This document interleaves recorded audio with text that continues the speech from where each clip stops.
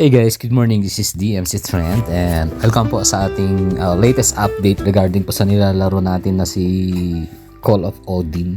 Pero bago yun, i-check muna natin yung token. Kasi last na nag-check tayo, apat yung 0 tapos 17 yung kanyang value.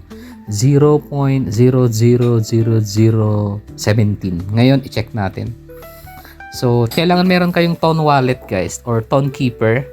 Pag wala, i-download nyo na lang sa Play Store yung Ton Keeper. Or kung meron kayong Telegram, nakarekta yung Ton Wallet po nyo doon, pwede rin po. Pero sa akin kasing ginawa ko, Ton Keeper, yung wallet na ginamit ko. Dito nyo kasi mawi-withdraw yung mga kikitahin po ninyo na token sa paglalaro nyo po sa game na si Call of Odin. Okay, so ito siya guys. So kung ang isang, wait lang, convert natin muna. Okay, sa swap punta tayo. Tapos hanapin natin si COC. Ito yung value niya ngayon. So, ang bilis lumaki guys. 0.000059. Ang equivalent niya, ang 1 COC is equivalent to 0.000059. Ngayon, i-convert natin yung ton to peso naman. Para malaman natin kung ilan yung equivalent ng isang 1 COC sa peso. Okay? 59 yun, no? So, 59. Convert natin sa peso ngayon si Ton. Ito siya. So, ang isang COC ay 0.0051. Ang bilis lumaki, guys. Kahapon, alam nyo kung ilan yan? 0.000017. Ang bilis ng kanyang paglaki. So worth it pang laruin sa ngayon kasi kukunti pa lang yung naglalaro sa lagay na yan. Paano na lang pag sumikat pa si Call of Odin, di ba? Computation, halimbawa gusto nyong magbodega. So ang equivalent ng isang COC ngayon is 0.0051. Calculate natin. Calculate na muna natin yung expected or at least projected or yung kumbaga theoretical na presyo kung sakaling magbodega tayo. At dalawang zero lang, di ba? Ito siya. So, let's say for example, magbobodega ka ng sabihin na natin 500,000. So that's 2,550 pesos ang magagastos mo kung magbobodega ka.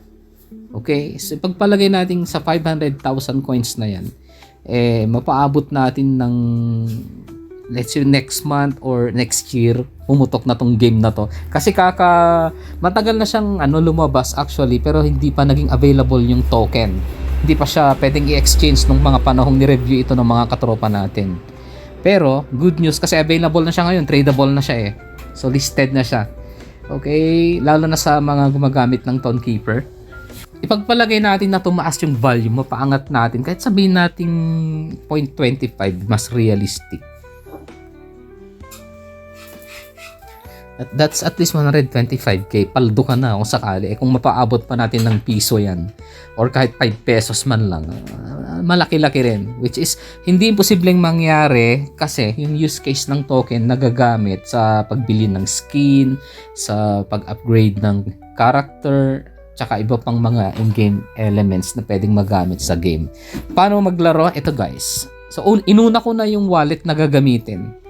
Okay, sa inyong Google Chrome, type nyo lang po ito, bit.ly/Odin P2E. Yan. bit.ly/Odin P2E or kung meron kayong Telegram, punta kayo sa inyong Telegram, and then hanapin nyo po itong DMC Reward. Ayan, DMC Reward Bot. Rekta na po yan, pindutin nyo lang po yung Odin's P2E na yan. Odin's P2E. Rekta na po kayo makakapasok po sa game. Ito po siya. Okay, pag-usapan natin paano bumili or paano mag-upgrade. Ito siya. Pag may GCash po kayo, mabilis lang. Kasi GCash yung ginamit natin Nasa 180 pesos yata yung nagastos natin. Lower ko lang yung volume guys. Okay, ito siya. Pag bibili kayo, tap nyo lang po yung upper right side corner, yung first purchase. Ayan. $1, yan yung piliin po ninyo. Nabili na kasi natin, nasa 180 lang yan. So, kunyari yan yung bibilihin nyo, tap nyo lang po yan, 3, and then 150 star, tap nyo po yan. confirm and pay 150 star. 199 yung 150 star na, di ba? Ayan, pag meron kayong GCash, automatic na magre-recta po yan. Mabibili nyo po yung star. Pupunta yung star sa inyong account sa Telegram. Then may pambili na po kayo ng mga character or pang-upgrade sa inyong mga hero. So, one tap buy lang naman po yan. Mabilis lang, guys. So, paano i-withdraw? Ito siya, guys. Okay. Simplehan na lang natin kasi pahapyaw lang to. This is just an introductory video.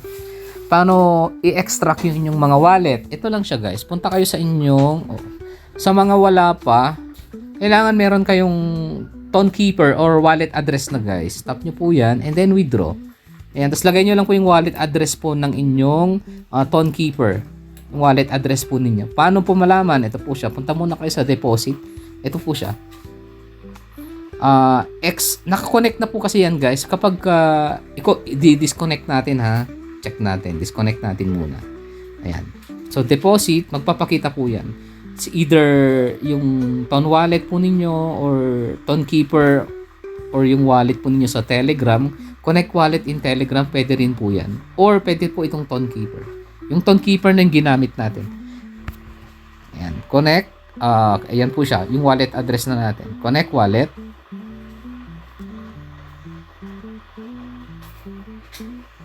Yan, connected na siya. Then, copyhan nyo na lang po yan.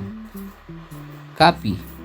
Tapos, balik kayo sa withdraw. And then, paste nyo po dyan yung wallet address po ninyo. Yan. Then, 100%.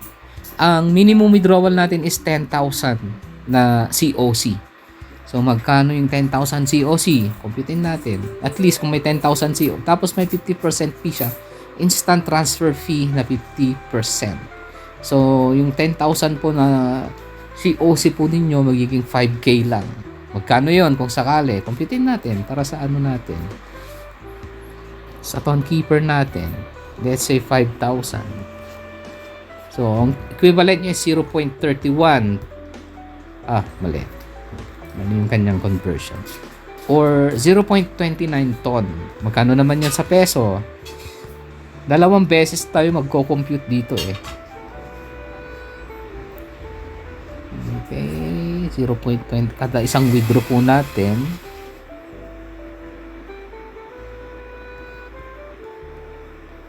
Or 25 pesos.